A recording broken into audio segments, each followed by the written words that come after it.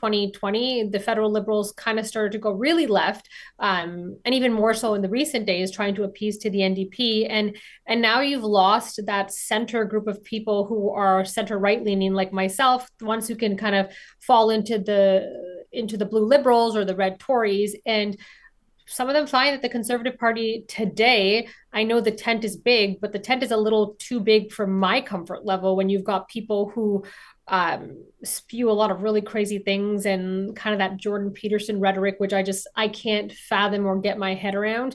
So yeah, I think there needs to be a home, and I know there's people out there. I think Tasha was part of the center of the ice. There was people who were trying to get something together where people of that group can come into, and I just don't think anyone's listening. I think people are doing policies for parties to get the politics right, but they're forgetting that there's a large brass of the base that just wants us to have normal centrist-ish policies that are going out there. The center has been lost all over the world because polarization pays to the point. It pays for politicians. You see also people feeling very angry. And I think that the pandemic, we don't like to talk about the pandemic. We all want to put it in the past, but it was a turning point for parties everywhere, because the fallout from it was you really got people angry about vaccine mandates, which then was something that translated to a whole bunch of other issues. They started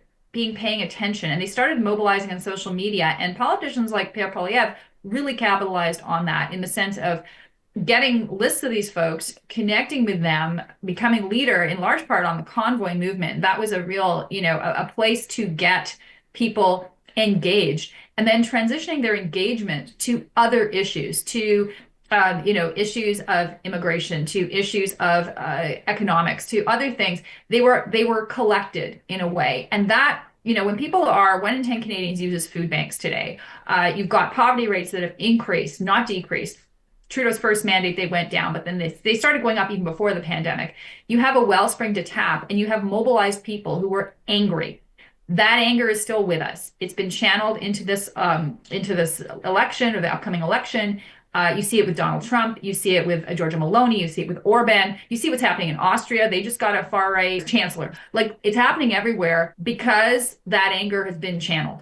Those voters, they should be NDP voters. Those voters, they were Jack Layton voters, and now they're Poilievre voters. And, to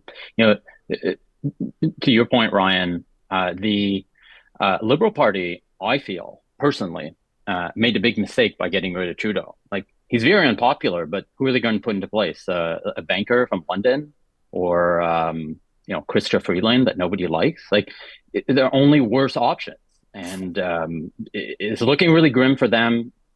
I suspect Canadians are going to punish the NDP for putting themselves ahead of Canada, and all this is great news for Poilievre and for Donald Trump.